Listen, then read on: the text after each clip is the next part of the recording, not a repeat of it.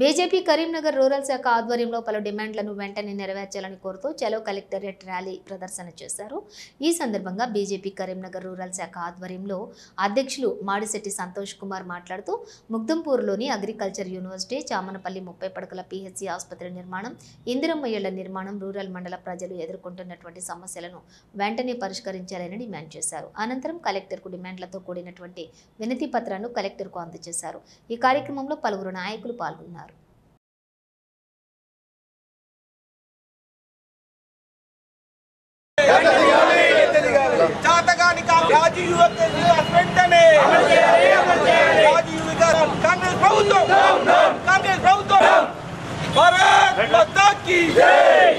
కాంగ్రెస్ ప్రభుత్వం ఎన్నికల ముందు ఇచ్చినటువంటి 6 గ్యారంటీలు అమలు చేయాలని, అయితే కాంగ్రెస్ ప్రభుత్వం ఇచ్చినటువంటి 6 గ్యారంటీల్లో తెలంగాణ ప్రజలను 64 రకాలుగా మోసాలు చేస్తూ 420 వాగ్దానాలను నిలబెట్టుకోలేకుండా ఈరోజు కాంగ్రెస్ ప్రభుత్వం ఇందిరమ్మ ఇళ్లను ఏదైతే ఇవ్వాలనుకున్నదో కరీంనగర్ అసెంబ్లీలో, కరీంనగర్ మండలంలో ఒక ఇంటికి కూడా ముగ్గు పోసిన పాపాన పోలేదు.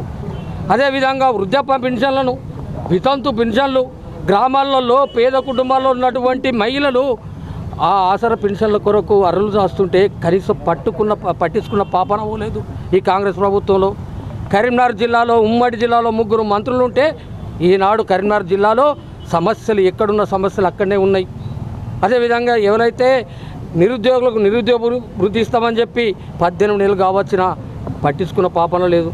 మేము అందుకొరకే చెప్తున్నాం, భారతీయ జనతా పార్టీ తరఫున ఏదైతే మీరు 6 గ్యారంటీలు ఇచ్చి 420 హామీలు ఇచ్చి 64 మోసాలు చేస్తున్నారో అవి చేయకుండా ప్రజలకు ఇచ్చిన వాగ్దానాలను ప్రజలకు నెరవేర్చాలని, అదేవిధంగా గ్రామాల్లో జరుగుతున్న పనుల పండుగ అని చెప్పేసి కేంద్ర ప్రభుత్వం ఇస్తున్నటువంటి నిధులతోటే ఈరోజు పరిశుభ్రత, పచ్చదనం అనేది కేంద్ర ప్రభుత్వం ఎన్ఆర్ఈజీఎస్ నిధులతోటే అక్కడున్న పనులు జరుగుతున్నాయి.